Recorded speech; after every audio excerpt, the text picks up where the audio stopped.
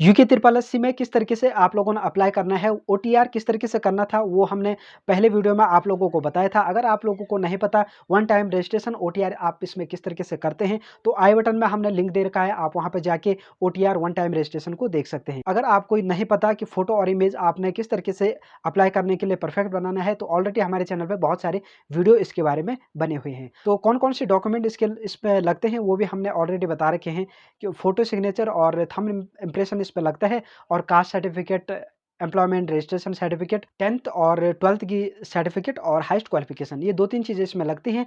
उसके बाद किस तरीके से आपने अप्लाई करना है स्टेप बाय स्टेप मैं आप लोगों को बताऊँगा। तो चलिए मैं ले चलता हूँ आपको अपने डेस्कटॉप की स्क्रीन पे। तो इस तरीके से हम आ चुके हैं अपने डैशबोर्ड पर। यहाँ पर आने के बाद हम क्रोम ब्राउज़र यहाँ पे ओपन करते हैं।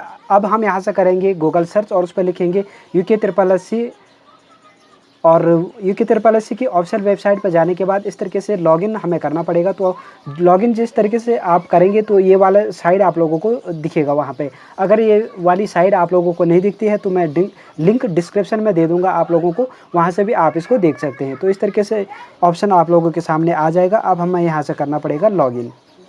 तो सबसे पहले यहाँ पे न्यू एडवर्टाइजमेंट इस तरीके से आपको 2-3 दिख रहे होंगे। पटवारी लेखपाल, जेल गार्ड और प्रयोगशाला सहायक। ये प्रयोगशाला सहायक 1-2 दिन पहले ओपन हुआ है।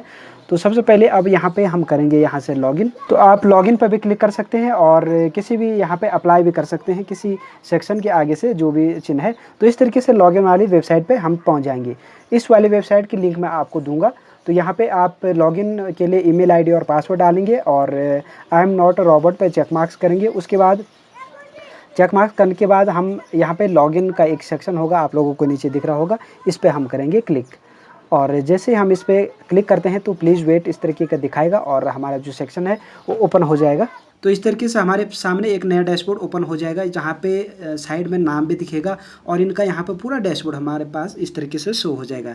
अब हम यहाँ से करते हैं अप्लाई एडवर्टाइजमेंट पे क्लिक। तो इस तरीके से यहाँ पे हम क्लिक करेंगे तो हमारे पास जो भी अप्लाई करने के लिए जो फॉर्म हमारे सामने शो होंगे सारे यहाँ पर आप लोगों को दिखेंगे नए न्यू एडवर्टाइजमेंट पे। और यहाँ पे हमारे सामने बहुत सारे ऑप्शन दिख रहे हैं, तो यहाँ पे किसी पे भी हम क्लिक कर सकते हैं। जिस फॉर्म को भी हमें फिल करना होगा उस पर हम यहाँ से करेंगे क्लिक और यहाँ पे क्लिक करने के बाद हमारे पास यहाँ पे अब दूसरा सेक्शन ओपन हो जाएगा। तो इस तरीके से हमारा नया सेक्शन ओपन होगा और हम पहुँच जाएंगे फर्स्ट वाले स्टेप में। तो यहाँ पे first step, second, third, fourth, fifth, six, 7, 8 सारे स्टेप हमें यहाँ पे एक-एक करके देखना पड़ेगा। ये स्टेप तो हमने ओटीआर में पूरी तरीके से फिल कर रखा था वन टाइम रजिस्ट्रेशन में। अब यहाँ पे हमें इसको सिर्फ एक बार चेक करना है और सेव एंड नेक्स्ट पे क्लिक कर लेना है। तो जैसे हम इस पे फर्स्ट स्टेप को हम पूरी तरीके से चेक करते हैं कि कोई मिस्टेक या कुछ कहीं पे कोई गलती तो नहीं है। अगर ठीक है तो हम सेव एंड नेक्स्ट पे क्लिक करेंगे और इस तरीके से हम पहुँच जाएंगे सेकंड वाली स्टेप में। तो अब हम पहुंच चुके हैं सेकंड वाले स्टेप पे। सेकंड वाले स्टेप पे आने के बाद यहाँ पे भी हम सारा डिटेल यहाँ पे आप लोगों को दिख रहा होगा सबसे ऊपर की सक्सेसफुल सेव। तो अब सेव हो चुका है। हम सेकंड स्टेप को पूरी तरीके से चेक करते हैं। एड्रेस वाला सेक्शन ये है और सेव एंड नेक्स्ट कर लेते हैं अगर पूरा टोटल सही है तो।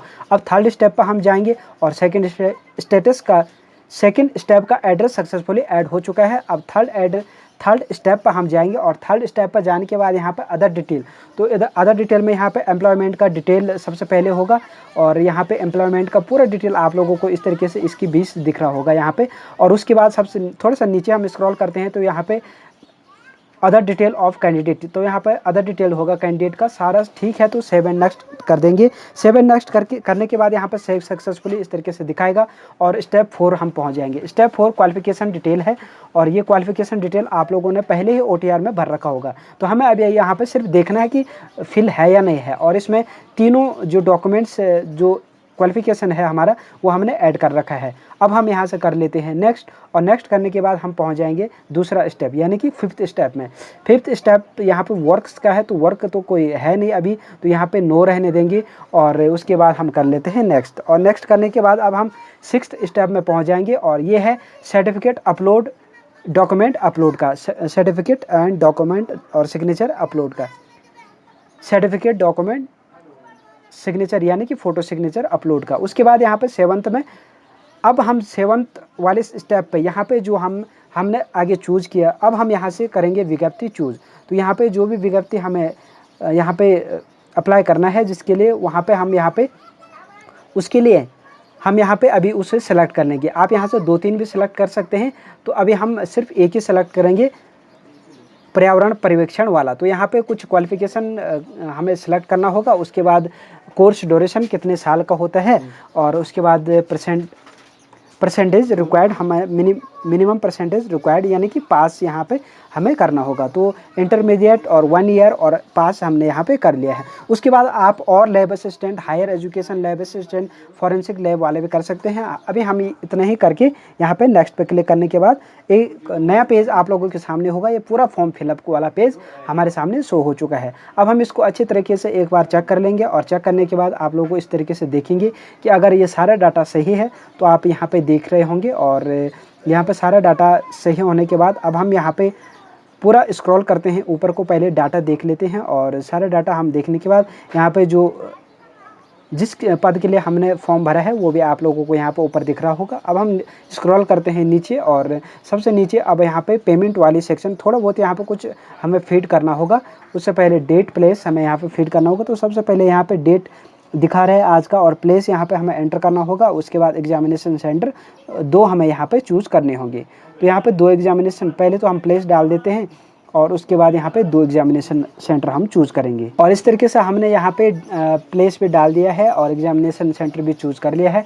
अब हम यहाँ से पेमेंट वाले सेक्शन को चूज़ करेंगे। यहाँ पे 2-3 सेक्शन पेमेंट वाला आप लोगों को दिखेगा। HDFC से भी आप कर सकते हैं, बैंक ऑफ बड़ौदा वाले पे भी कर सकते हैं, और एक्सिस वाले भी कर सकते हैं। तो जो चीज़ आपको अच्छा लगता है उस पर आप यहाँ से पेमेंट पे वाले सेक्शन पे क्लिक करेंगे सेलेक्ट करने के बाद। तो हम HDFC को सिलेक्ट रहने देते हैं, और पे आप यहाँ पे दिख रहे होंगे कि टोटल अमाउंट पे करने के लिए यहाँ पे 150 यहाँ पे पेमेंट वाला अमाउंट दिखा रहा है।